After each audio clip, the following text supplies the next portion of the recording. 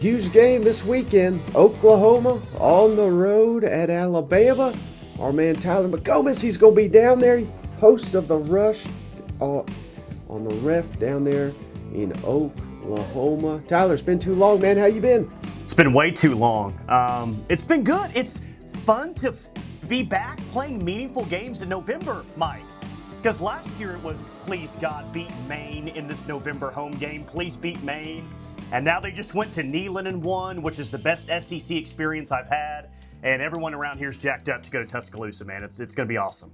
Hey, and I heard you ran into cousin Shane down there in Knoxville near Neyland Stadium. How was that?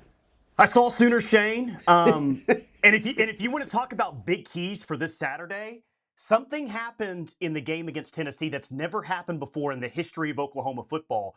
Sooner Shane was there and greeted the team as they got off the bus. Here's my question. You know the whole controversy with the fan shaking John Mateer's hand too hard and pulling the thumb. I saw Sooner Shane over there. I don't know if that was him or not, but he was right in the area where that entire exchange happened. So something may be worth investigating for you guys. Yeah, he was down there for a reason. Trust me, I know all about it. But yeah, so hey, I had you on here to talk Alabama, but I did want to just pick your brain because I know this is year two, so it's starting to become you've already kind of referenced it being life in the SEC and how now you're playing meaningful football in November, how great that is, but. It's still new, I would imagine, to be hitting Tennessee, to be hitting Tuscaloosa. What's it like getting on these really great trips that you didn't get a part of annually in the Big 12? I mean, for me, honestly, like personally and professionally, it's literally a dream come true, man. I mean, I grew up just loving college football, wanting to go to all these venues. So think about it, Mike, and I know I told you and Shane this before, but we were going to Kansas for an 11 a.m. game where 22,000 people are there. We were going to Texas Tech where they're throwing tortillas and students are leaving. I mean, it just wasn't, it's like a basketball conference. The SEC, we used to kind of make fun of the slogan, but it really does just mean more, man. And going to Auburn and seeing that, and going to LSU last year, Tennessee, and just all these different places, it's awesome. I've always wanted to go to Neyland since I was a kid. I don't know why Neyland always separated itself from the others growing up, but Neyland didn't disappoint. I mean, that was 30 minutes before. It's an absolute concert. It's a rave. It was just, it's been amazing, man. It's so much fun, and I can't wait to see everywhere else in the league, dude. It's really, it's been incredible, and it's a special conference for sure. Well, it was a disappointment for all the Big Orange or Black Yeah. that day, but not for the Sooners, who now they've got legitimate playoff aspirations here, Tyler. And what's it been like? Because all the Sooners we spoke to prior to the Tennessee game, I didn't see many Oklahoma people picking the Sooners to go in there and win. They certainly, it's felt like to us, it felt like they were pessimistic about their chances. But now that they've done that, now that the John Mateer's looking a little bit better, it seems like there's a lot of optimism among Sooner Nation that they can go into Alabama and get a win. There is optimism, man, and you're right. I don't know how many people were picking OU to beat Tennessee, and now they did, and it just changed everything. It really changed everything. Because 2 weeks ago today, if you and I are talking, I'm saying biggest game of Brent Venables' career, and I'm not saying that the OU job is going to open up, but if they lose out, then maybe that's the case.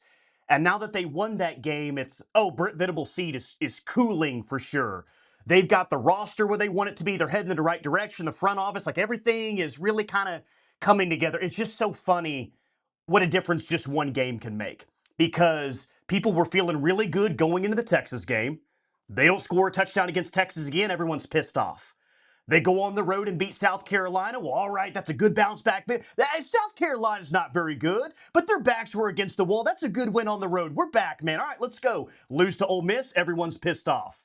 Go beat Tennessee. That's the best win of Brent's career. Let's go. So you're in the spot that you want to be in mid-November, but it's still been a roller coaster ride throughout, man. I mean, every single week has kind of had a different feel to it. And our joke has been, we've said like 5 times, biggest game of Brent Venables' career. We said that like 5 times this year. Guess what, Mike? It's the biggest game of Brent Venables' career this Saturday. And if they win, it's really going to feel like it changes everything for this program because you're in the crosshairs of if you win this game, going 10-2 and maybe hosting a playoff game. It's massive, man. Yeah, no, I think they certainly would. Yeah, let me ask you that. If Oklahoma wins this, they're in the playoffs, right? I mean, I don't think there's any shot they're not. If they're good enough to beat Alabama at Alabama, they can beat Missouri and LSU, which neither one of those teams has lived up to the hype. I mean, I don't know how you would keep OU out of a 10-2, 10-2 OU out of the playoff. Again, I think that they would be not in the SEC championship game, but they're probably, I don't know, a 5 or a 6 seed, something like that, hosting a first round playoff game. Because look at it this way: what does 10-2 Oklahoma look like? Well, let's look at their resume. Their losses would be to Texas and Ole Miss. I mean, Ole Miss is going to the playoff, in my opinion. Texas is right there in the thick of things. Your wins: Michigan, at Tennessee, who's going to be, I think, a 9-3 team, and then at Alabama, who's probably going to be in the playoff. What teams in the country would have a resume of 3 better wins than OU? Probably nobody. So yeah, if they go 10-2, I don't think that there should be any question if they're in or not. I think they're in easily. Right. But no, I just meant more. I guess I meant it. Do you have any fear at all? Because I know Missouri's a rival now. Not really, but, Oh, God. but that they drop one of the that they lose to Missouri, that they lose to LSU if they beat Alabama. Oh, you obviously shouldn't. Missouri still has a run game Yeah. and a defense that's solid, right? And I think that's a fair thing to kind of ask because I need to trust this OU team in consecutive weeks. That was a great performance against Tennessee. There's no doubt. Well, I don't know if it was a great performance. They tried to give it away late with the interception. It was good enough to win. But Mike, throughout the tenure of Brent Venables, they'll have a great win and then they don't play well after. Like I've got it written down in front of me. I looked at this earlier this week. In year 1, they went to Nebraska, which felt like a huge win at the time. Next week, they lost to Kansas State at home. In 2023, they beat Texas, had a bye week, barely beat a bad UCF team at home. Last year, that Auburn win, first SEC win ever, felt big. Got boat raced by Texas. Last year, beat Alabama. How in the hell did they beat Alabama by 3 scores at home? Lost to LSU, then lost to Navy after that. So I think that's a fair question, man. I think they're better than both Missouri and LSU. But even if you win Saturday, this program under Brent has got to figure out how to have consecutive performances that are good enough to win in the SEC. Because, dude, it's a one-score league, man. It feels like that every single week for this team and others as well. Right, and there's people out there saying Missouri's got nothing left to play for because they're not going to make the playoff. I disagree. I think knocking Oklahoma out. Oh yeah. Again, if not a rivalry, it may start to feel a little bit like a rivalry if they knock the Sooners out of the playoff. I'm not saying that's going to happen, but the reaction would be pretty brutal, don't you think? That is one of the games this year that you can't lose, and no one's using the rivalry word around here. All right, but it would feel like a loss to a team that you really, really hate and can't lose to them again. Maybe that's the definition of it. I don't know, but that would be a complete disaster. Win or lose this Saturday. Win or lose this Saturday. If they were to lose that game at home, it would be a complete disaster. I'm kind of wondering who Shane's going to root for in that game. I don't know. That's what I'm most concerned with that week. Sooner Shane, yeah.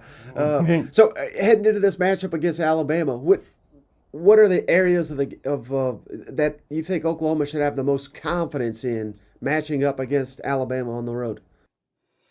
Stopping the run game. OU's done a really good job of that all year long. I think they're easily one of the best defenses against the run in the SEC, maybe the best. And Alabama doesn't run the ball like they did every single year with Nick Saban, right? What are they? The number 14 rushing offense in the SEC. How weird is that to say? For as good as Alabama is, and they're good, that they can't run the ball consistently, and they're 14th in the SEC in rushing yards with 111. I think OU's going to make them one-dimensional. Now, that other dimension that they have is pretty good, but most confident, I would say that OU really slows down Bama's rushing game, is what I would say. Now, how about the reverse? What is a matchup you're least confident about for Oklahoma in this matchup? Oh, boy. Least confident in? I mean, you got to go somewhere offensively, I guess. By the numbers, OU's run the ball much better than at any point that they have at this point this year. Ran it well against South Carolina, ran it well against Ole Miss, and ran it well against Tennessee. Now, Tennessee's not a great defense. Ole Miss and South Carolina, probably not what you call an elite defense either. But the problem that I have, even with those three games, is it feels like those big rushing totals that you see in the final stats really come off of two or three big runs.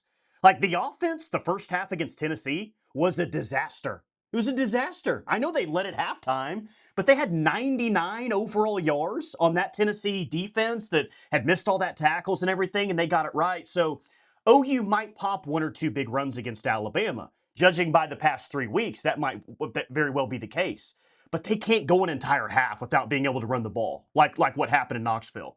They can't have average 2.3 yards per carry on the majority of their runs, but just pop two big runs to make it good. So a long-winded way of saying probably actually OU's run game, even though it's looked better against Alabama's defense, because I think Alabama's defense is pretty good. Mm-hmm. Well, we've been talking all week about this coaching matchup with Brent Venables, obviously on the defensive side of the football, going up against, we call him DeBoring on this show, but Kalen DeBoring and Ryan Grubb, who's done a really good job calling Alabama's offense this season. Do you and we think the Sooners have an advantage there, even though DeBoring and Grubb have done a good job. Would you agree with that assessment? I mean, they faced off against each other last year, and they held Alabama without a touchdown for the first time since like 2004. I know that's a one-game snapshot, but yeah, I kind of think, yeah, maybe it could be more of a wash. I guess it's just about preference to me. Do you prefer Brent Venables and what he's going to cook up against this Alabama offense, or do you prefer that Kalen DeBoring, as you call it, will be able to scheme some stuff up offensively? I think Brent Venables is going to be able to do some stuff, and he's going to have to getting pressure on Ty Simpson, maintaining their passing game a little bit. If you want to give the slight edge to Brent Venables, I'll allow it, Mike. I'll allow it and say defense is going to rule the day in this game. So I'll stick with you on that one. What's your thoughts on the job Ben Arbuckle's been doing? Because I think early in the season, who knows how much legitimacy is to any of these things. But when Oklahoma State fired their coach, there was rumblings, hey, maybe Ben Arbuckle could be the next Oklahoma State coach. I don't hear his name being mentioned much for head coaching candidates anymore. What's your thoughts? I know it's not even been a year yet, but first season, Ben Arbuckle managing the offense. He'll be back next year. I would say C average probably this year. I don't know if opposing D coordinators are catching up to this a little bit. I think John Mateer's hand injury has a lot to do with it, honestly, and the fact that they can't stay healthy on the offensive line and every single week is a different offensive line group. I think it's been a C. Like, look at late in the game against Tennessee. Don't even give John Mateer the option to throw the ball. You've got the lead. You're running it right at Tennessee. Don't even give him the option to throw the ball. Just run the damn ball all the way to the end zone, and the game is over. So I think being on this big stage for the first time, I think he's learned a lot of things, man. And I think, late this year, maybe going into next year, he's going to be better for it. But I think there's been very fair to say that there's been some growing pains by him as an offensive coordinator. He had a call 4th and 2 against Ole Miss when they lost that personnel-wise, it was kind of weird what they had on the field coming out of the timeout for such a big play. There's just been some things that, yeah, he is a young offensive coordinator. And you forget about that. The dude's, 30 years old out there calling plays in the SEC? And I know everyone was excited about him, and I think that he's been good in some spots and going to be really good in the future. But looking back at it now, these are the things that we probably should have expected because he's like a 30-year-old out calling plays in this league, man. It's just not easy. So I think a C average, and I think he needs to have a big game on Saturday. And then one of the criticisms that we hear about John Mateer often is he's just not seeing it that well. There's missing kind of open guys that are, and not even, I'm not saying missing the throws, but missing that these guys are even open and not attempting the throws. What's the theory in Norman? Why that is? I think there's a lot of theories. Maybe he's not trusting his protection a lot, and you can understand that a little bit. But maybe he just locks on to what that first read is or certain receivers. But you're right. It's been very apparent in their two losses that there were plays to be made, and dude just missed them. Against Texas and against Ole Miss, there were touchdowns to be had, and he didn't even throw the ball that way. So yeah, that's been an issue. I think this Saturday will be the best version of John Mateer health wise that you've seen. I mean, I think that you should expect that, right? One thing that really stuck out to me is from the Ole Miss game to the Tennessee game, in terms of running the ball, he looked like a totally different dude. In my opinion, he hasn't looked worse running the ball than he did against Ole Miss. And then in a week's time, running the ball against Tennessee, he looked like the old version of himself. So I would guess with 2 weeks in between those games, you're going to see John Mateer run the ball a lot. You're going to see kind of that version maybe that you saw against Michigan, going to be the best version of him. But you're right, man. There's going to be plays to be made down the field. Not a lot of them. Not a lot of them, but enough of them. And you better see it and you better hit it on this Alabama defense. But I think a lot of that comes to maybe not trusting his protection, but he's got to stick in the pocket because for a long time, their offensive identity was let's snap it to Mateer, let him roll outside, and either he'll run and take off or just find some random receiver down the field for a big game. Like that's been their offensive identity for the majority of the year, and that's no way to live in the SEC, man. It's just not. Have you been impressed with the strides they've made, at least on the offensive line, playing so many young players? It's very difficult to do in this league, yet they're kind of getting away with it up to this point. I mean, they got two true freshman starting tackles up there. I know they lost against Ole Miss, but you come out of that game saying, "Hey, they weren't elites, they weren't great, but they were good enough." And the thing is people were so excited because that five that started against Ole Miss started against Tennessee. And that was like the first time this year where they had the previous five starters start the next game. And that should be the case at Alabama on Saturday. So yeah, like you kind of take a look at this group in two SEC games and you say, we can work with this group. I like to see this group kind of grow up together along the way. It's never ideal to have two freshmen starting tackles playing for you, especially going to Bryant-Denny Stadium against Alabama with the good defense, but it's the best of what they've had this year. I mean, this is the best five. At least they found their five. You'd like to find your five in the non-conference portion of the schedule, but we're in November and OU found its five, and I'm just glad they found it because they need to, and you can really work with that moving forward. But yes, Michael Fasusi, Ryan Foje have performed well. Eddie Pierre-Louis, a young offensive lineman as well, has brought some nasty that's very needed to this group. It's been good. It's not perfect, but it's been a lot better than what it was because they were struggling to run the ball against Kent State not too long ago. So yeah. Well, speaking of you're struggling to run, like you referenced, that's what everybody does against this Oklahoma defensive front.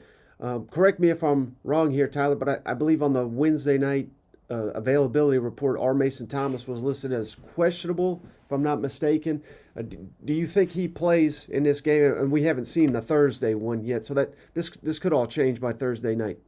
I don't think that R. Mason Thomas plays this Saturday. That's a big deal, man. He was just on the Bednarik semifinal list earlier this week. I mean, he's one of the best defensive players in the country, so it's not ideal. He's one of the best pass rushers in the SEC.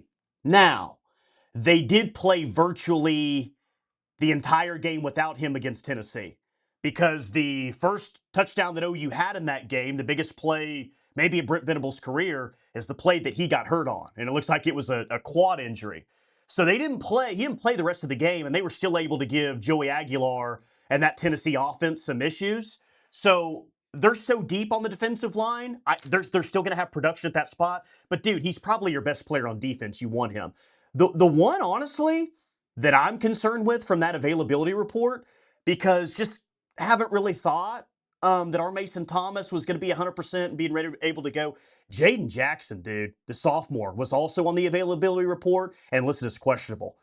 That would be a big deal and a tough blow to OU if our Mason Thomas doesn't play and Jaden Jackson doesn't play, because he is, I think, one of the better interior defensive linemen in the SEC. And you've got to be as close to full strength as possible against this Alabama offense. Because that's the biggest key, man. Can you get pressure on Ty Simpson or not? Can you make him have his bad game? Can you make him uncomfortable? Well, the way that you're going to have to do that is with getting pressure on him.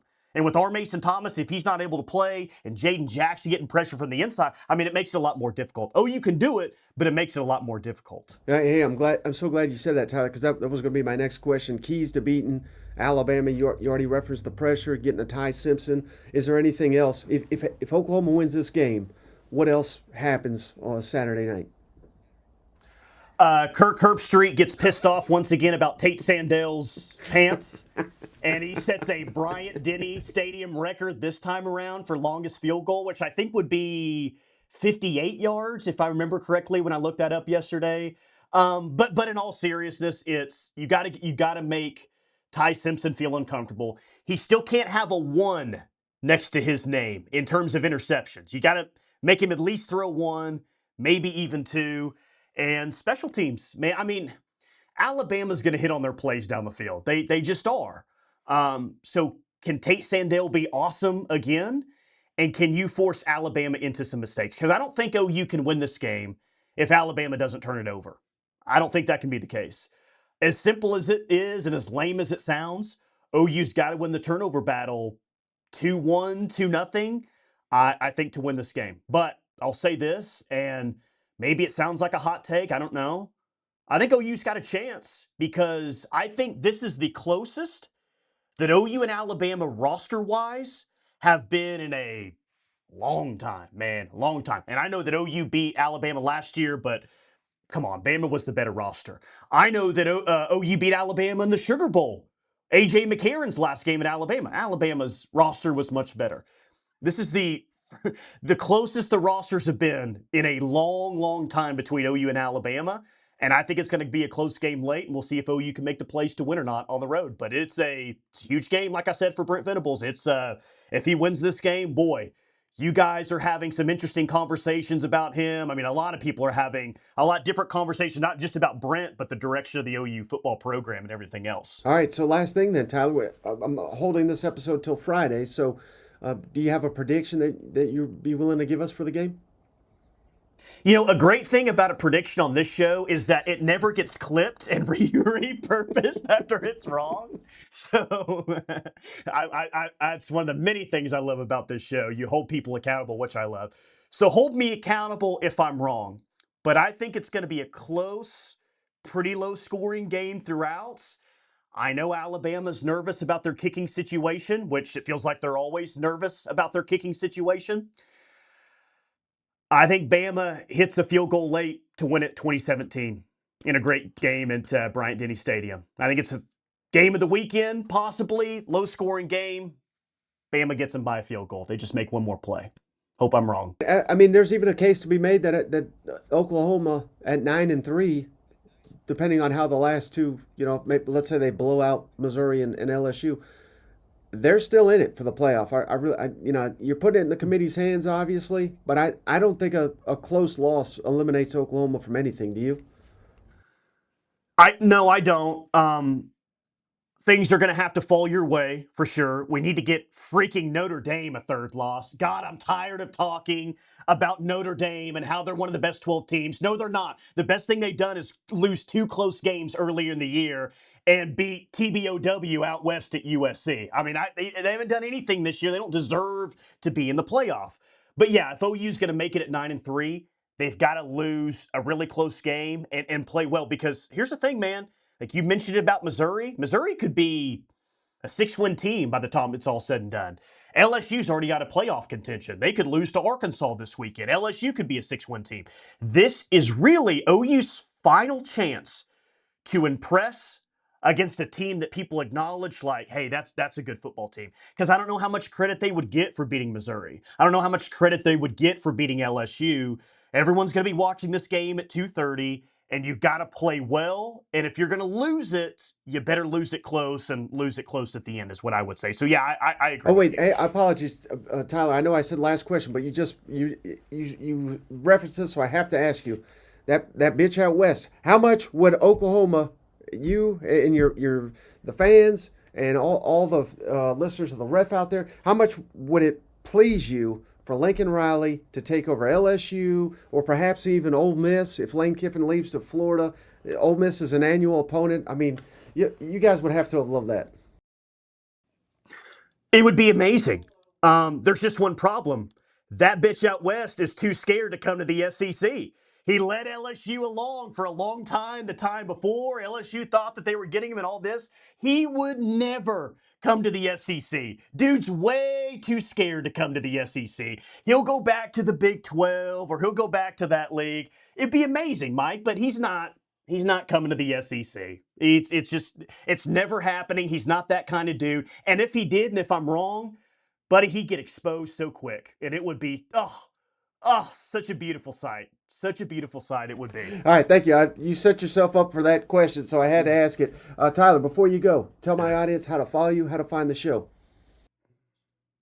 I'm guessing everybody here likes college football, right? Well, go to the App Store, download KREF. I'm on from 3 to 6 Central every single day. We talk a lot of OU football, but we talk everything in the SEC, man. I've made fun of Brian Kelly a lot here recently, definitely making fun of LSU. We've got Dory Noka on our station as well. He's on from 9 a.m. to noon, and he covers the entire SEC with awesome guests. So KREF in the App Store. We're talking college and SEC football all day long, man. And you were just on our morning show on Thursday morning. So we even get Michael Bratton on. So that's the big-time guest that I'm talking about. Well, they got Cousin Shane first, so they were like, oh, we'll get the other guy now. You know what?